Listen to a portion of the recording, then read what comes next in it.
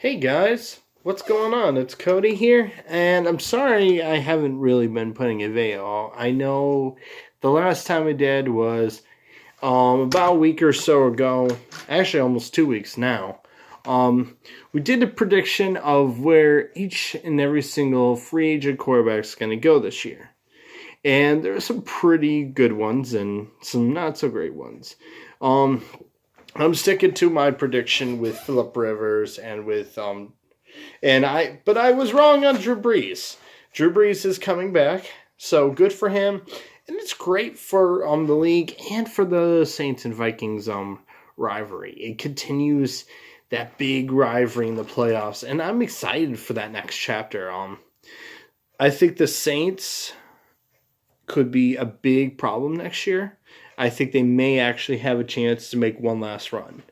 That's just me, but that's all right. I was actually not too disappointed with the Super Bowl, even though I was wrong. I picked the 49ers to beat the Chiefs, but that's okay. We're all good on that. Now, I know some of you know that I talked about the predictions of the XFL teams and whatnot and all that. And I haven't really spoken much about the XFL as of late, although there was some big worthy news concerning that.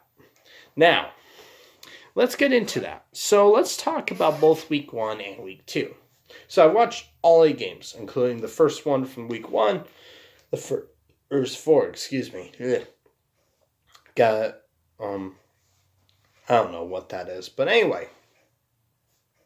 So watching the first week, there was only a few things I can actually tell.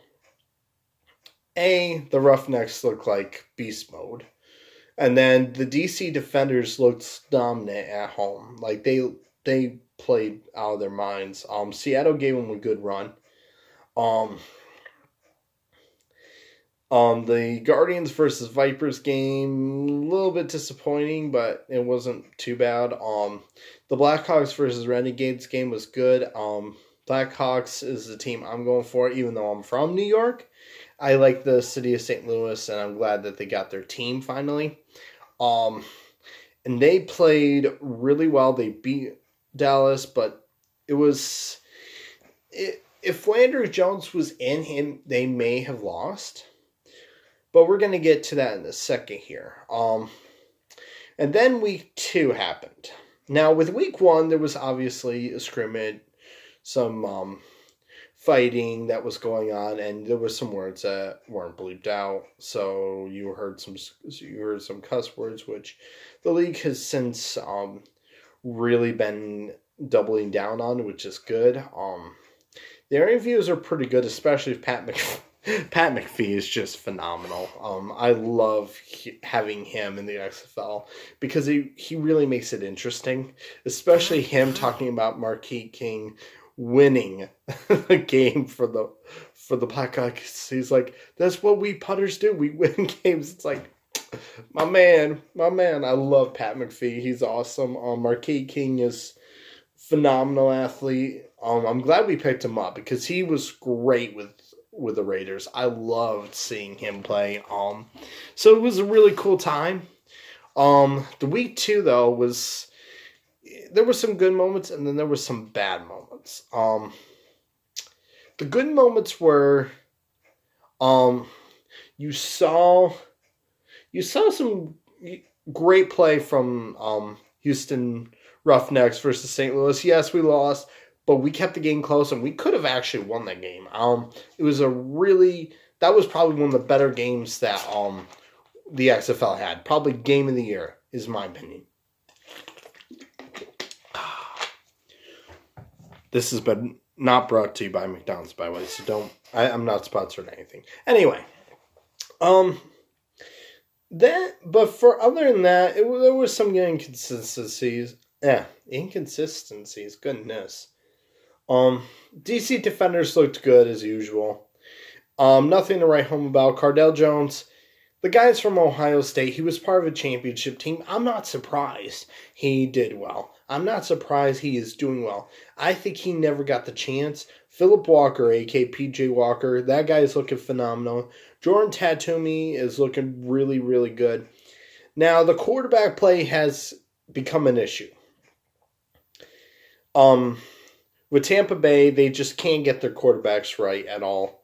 Like, the only quarterback they really have that has made any impact whatsoever has been Quentin. I don't remember his last name, but their mobile quarterback that's like a Taysom Hill. He's been performing well, but Aaron Murray, I'm not surprised, did terrible, and I'm not surprised he got benched either.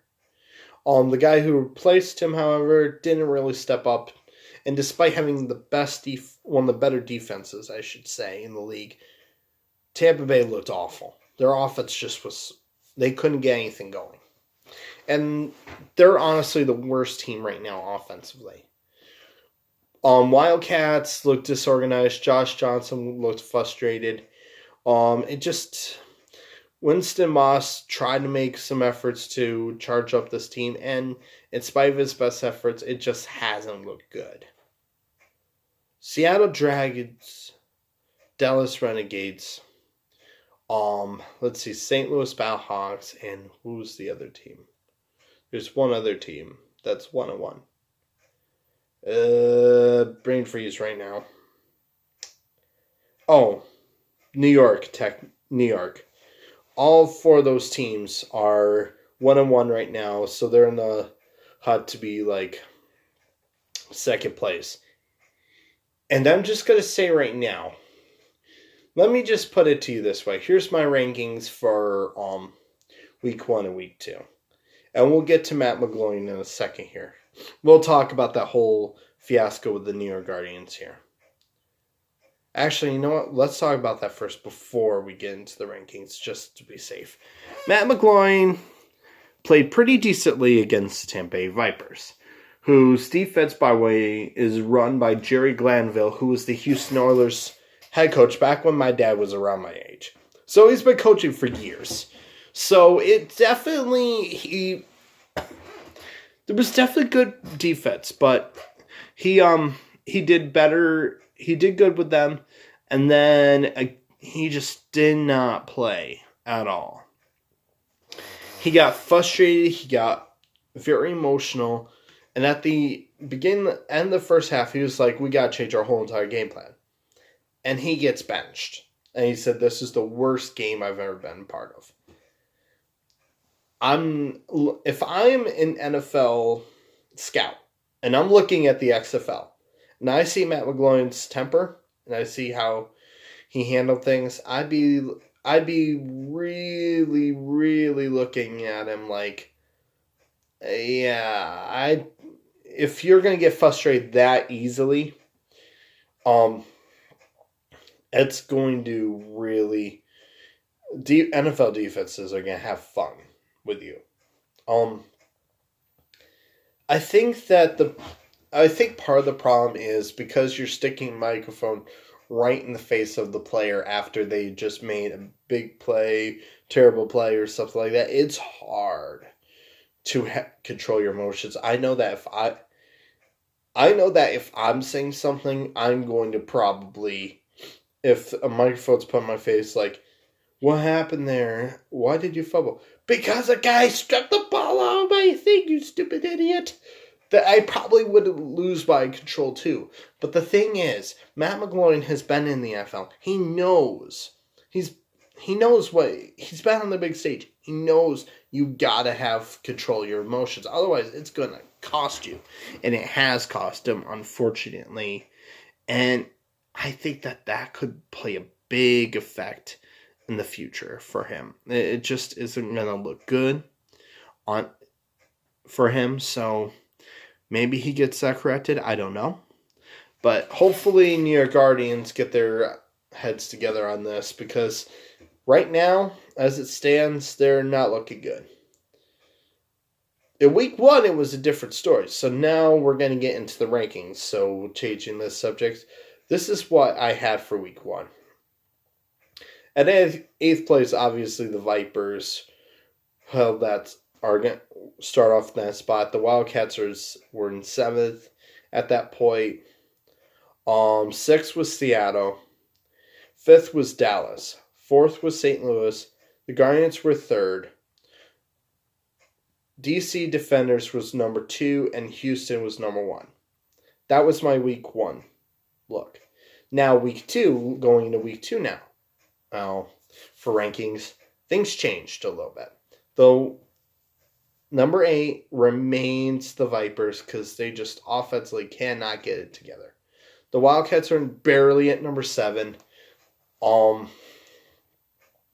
Number 6 definitely is the New York Guardians at this point. They dropped quickly because they just could not get their act together.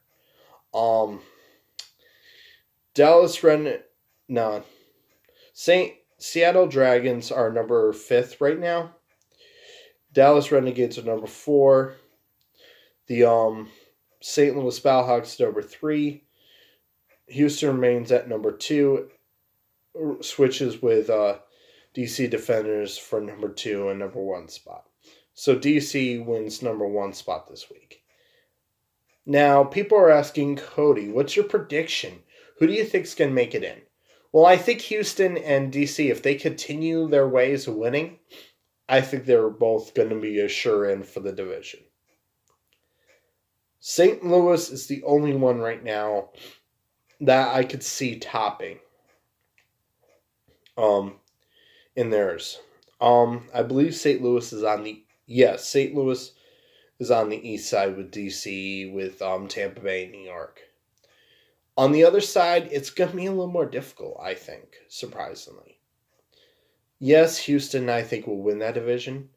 But I think, watching Seattle right now, and how they limited the DC Defenders, and how Dallas is just starting to get their act together, I think Seattle could possibly upset Dallas. And it will, instead of Houston versus Dallas for the playoffs, it could be Seattle versus Houston. Or it could be Seattle versus Dallas. We don't really know at this point because we're starting to learn the new players. PJ Walker, Phillip Walker.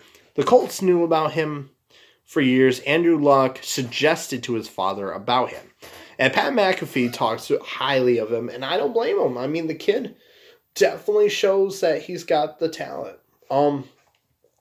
Landry Jones is starting to pick things up, and I'm going to say this, and I did not, for Seattle's quarterback, I know of him. He wasn't the guy that I thought should have been a starter, but he has done pretty well for himself. He's looked pretty good. But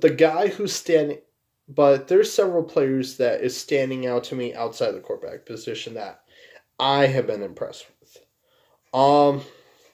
So receiver-wise, I've got to give a few shout-outs here. Among the shout-outs is Austin Pearl, who is Ricky Pearl's son. You know, the former St. Louis Ram. People will know, who are Rams fans that watch that team, will know who he is. Not a lot of people will. Austin Pearl just looked impressive. He's made a lot of plays for Seattle. He's looked really good. Reese Horn for the Tampa Bay Vipers has done pretty well for himself. In spite of the team struggling, he seems to be the only piece outside of their big tight end there that really has done anything. And I think with the right quarterback, Tampa Bay could get rid of the number 8 spot and move up. They just got to figure out who their guy's going to be and go from there. I do like the Houston Roughnecks receiver that was a former quarterback turned receiver. I do not remember his name, but he looked pretty impressive to me. The teams that really are standing out to me, offense and defense-wise, Houston's done pretty good defense-wise, but DC Defenders and St. Louis Battlehawks, and I think are doing pretty good. The Renegades and the Dragons, I think, really have a chance. At this point right now, I think, as far as overall performance-wise, the worst team overall is the number 7 team, the Wildcats. I just don't think they have. They fired their defense coordinator. They fired their team captain, their defensive leader in week 1 to try to get something jump started. Hasn't worked. Josh Johnson's looked frustrated. At this point, Winston Moss is starting to look questionable. So, unless if he could turn things around, the Wildcats may go through a head coaching change within year 1. Tampa Bay, I think Tampa Bay just needs the quarterback. Once they do that, they're fine. New York Guardians just look disorganized. And honestly, when you look at them week 1 and week 2, you're looking at 2 different teams. A big reason why I never thought Kevin Gilbride should ever be a head coach, because I never thought he was that good with the Giants. Oh, he was a Super Bowl. Tom Coughlin won the Super Bowl. Tom Coughlin has looked pretty good. Mark Trestman, I've never been a big fan of his. He may have won the Canadian Football League with 3 Grey Cups or whatever. He has that American football-wise, he's not been able to be successful. Jim Zorn, I think, is probably the most underrated head coach right now. Seattle is actually kind of intriguing me only because they don't look like they could be a dominant team, but they find ways to make it close. Let me just put it this way. DC Defenders did not run away from them at all. It's a very tough league, and who knows? Maybe by the time that we get to the playoffs, it's a completely 360, and we could see Tampa Bay and the Wildcats come out of nowhere and make the playoffs. Who knows? We don't know at this point. What we do know is this. Despite some of the struggles that the league's having, I think communication problem was a big one, as well as the QB problem, as well as some of the disorganizational play. I think overall, just some of the rules that they've implied, like the kicking and punting rule and how that affects it, and also looking at the double pass and whatnot, it's actually looks pretty good. Now, there's only been 2 times that people have tried to do the 3-point conversion, which, I don't blame them. You want to start off smart and only be aggressive if you need to be. But 1 out of 2 isn't terrible. I think as the games go by and you're starting to see a little bit more of desperation, I think that's when things will really start to pick up and you'll finally start seeing the 3-point conversion happen or not happen. They already know that there's a big chance this is not going to happen. But with all things considering, I think people don't need to panic about the XFL. The XFL is fine. I think the XFL has great chance of being successful. I just wanted to make it through year 1, year 2, year 3, and make it to at least year 4. Maybe even 5. Now, I know a lot of people want to do the expansion things, which I'm okay with. I want to see Birmingham have a team. Even if it's not their original team, I want them to come back and have a market. I want to see Oakland have a chance. I want to see Portland have a chance. There's a lot of places you can have potential things, but you got to get through year 1 first. So I'm saying this as a fan that's overhyped, that really thinks that the league's going to be successful. Let's just wait and see first. But anyway, I am Cody. You've been watching this, and I'm going to see you later in another video. There's some ideas I'm working on right now. I can't do a whole lot at this point because there's some big changes that are going to be happening, so I'm going to be really busy for a while. So I will see you guys later, okay? All right, bye.